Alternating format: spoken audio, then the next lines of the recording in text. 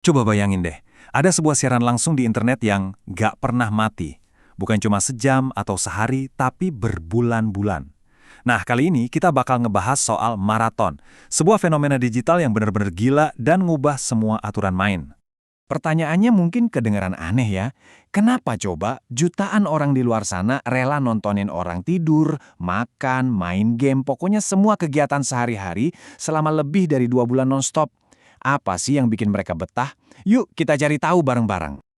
Oke, sebelum kita jawab kenapanya, kita harus paham dulu apanya. Jadi, kita mulai dari dasarnya dulu ya. Apa itu maraton? Jadi, akarnya itu dari konsep yang namanya subaton. Ini bukan siaran biasa ya. Anggap aja ini kayak video game tapi remote kontrolnya itu dipegang sama penonton. Setiap kali ada yang donasi, waktu siarannya nambah. Jadi siaran cuma bakal berhenti kalau timernya udah benar-benar nol. Penonton yang pegang kendali. Nah, kalau sebeton itu konsepnya, maraton ini adalah versi ekstrimnya yang dibikin sama YouTuber Reza Arab. Namanya aja gabungan dari maraton dan Arab. Ini bukan lagi sekedar main game, tapi udah jadi panggung digital 24 jam non-stop. Isinya gado-gado, mulai dari main game, ngobrol ngalor ngidul sampai subuh, tiba-tiba ada tamu kejutan. Oke, sekarang kita masuk ke bagian paling serunya. Di zaman sekarang yang isinya video pendek kayak TikTok yang cuma beberapa detik, kok bisa sih konten yang panjangnya berhari-hari ini malah laku keras? Nah, disinilah letak keajaibannya. Di saat semua konten itu serba cepat, udah diedit biar kinclong, dan biasanya kita nikmatin sendirian, Marapaton nawarin sesuatu yang benar-benar beda. Semuanya mentah, apa adanya, temponya santai, dan yang paling penting, ini jadi pengalaman nonton rame-rame. Terus, apa sih yang sebenarnya terjadi di kepala penonton? Ada 3 kekuatan psikologis yang kuat banget di sini. Pertama, ada yang namanya hubungan parasosial. Ini tuh ilusi kedekatan di mana kita ngerasa Reza Arab itu udah kayak teman dekat kita sendiri. Kedua, ini jadi semacam obat buat rasa sepi. Kayak api unggun digital gitu, tempat orang-orang ngumpul. Dan yang ketiga, fenomena body doubling. Sederhananya, nonton dia di layar itu rasanya kayak ada yang nemenin. Kayak lagi nongkrong bareng temen di rumah pas lagi kerja atau nugas sendirian. Dan yang bikin ini semua berhasil, ya karena semuanya bener-bener tanpa filter, nggak ada polesan sama sekali.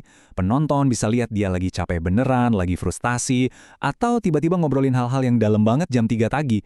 Justru sisi manusianya inilah yang bikin koneksinya jadi kuat banget.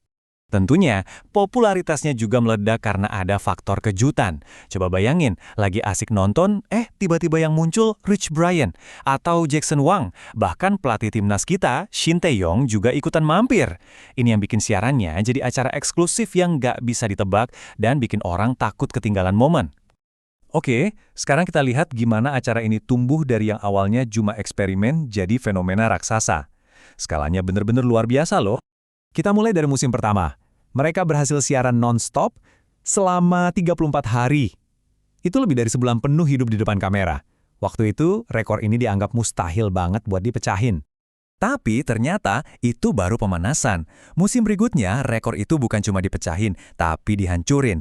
Siap, mereka siaran selama 69 hari. Betul, lebih dari 2 bulan penuh siaran tanpa henti sedetik pun. Gila kan? Dari tabel ini kita bisa lihat jelas evolusinya. Durasinya aja loncat dari 34 hari jadi 69 hari. Level tamunya juga beda. Dari yang tadinya kreator lokal, musim berikutnya langsung ngundang bintang sekelas Jackson Wang. Tiap musim punya tema dan momen viralnya sendiri. Ini nunjukin skala produksinya yang makin lama makin gede. Tapi, di balik semua kemegahan dan rekor ini, ada sisi lain yang harus banget kita perhatiin. Apa sih dampak tersembunyi dari fenomena ini? Ya, fenomena ini kayak pedang bermata dua. Sisi positifnya, ini bisa ningkatin literasi digital dan ngebangun komunitas yang solid banget. Tapi sisi negatifnya, buat penonton, ada resiko FOMO alias takut ketinggalan, dan bahkan kecanduan. Nah, yang paling ngeri itu dampaknya buat si kreator sendiri. Resiko burnout dan kesehatan yang ekstrim. Kutipan ini benar-benar ngejelasin bahayanya. Mengorbankan privasi, waktu tidur selama berbulan-bulan, itu pertaruhan yang besar banget. Makanya, format kayak gini sangat nggak disarankan buat kreator yang kerja sendirian tanpa ada tim manajemen yang super solid di belakangnya. Jadi pertanyaannya sekarang, gimana kita sebagai penonton bisa nikmatin ini semua tanpa ikut terseret ke dampak negatifnya? Tenang, ada beberapa langkah praktisnya. Kuncinya satu, jadi penonton yang cerdas. Pertama, kamu nggak perlu nonton 24 jam non-stop, cukup pantau cuplikan atau highlightnya aja. Kalau mau dukung, pastikan donasi lewat platform yang resmi.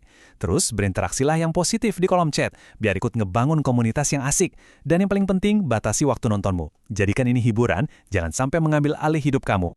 Kita juga perlu sadar, di balik ini semua ada strategi marketing yang cerdas. Contohnya, pemilihan judul The Last Tale atau kisah terakhir buat musim ketiga itu bukan kebetulan. Ini taktik scarcity marketing yang sengaja dibuat biar kita ngerasa, wah ini yang terakhir nih, nggak boleh ketinggalan. Dan akhirnya, donasi pun makin kenceng. Akhirnya, kita kembali ke pertanyaan besar di awal. Apakah Marapaton ini gambaran masa depan hiburan yang interaktif, atau cuma sebuah permainan berbahaya yang pengorbanannya terlalu besar? Jawabannya, mungkin keduanya. Dan pada akhirnya, kita sebagai penonton juga ikut menentukan kemana arah fenomena ini akan berlanjut.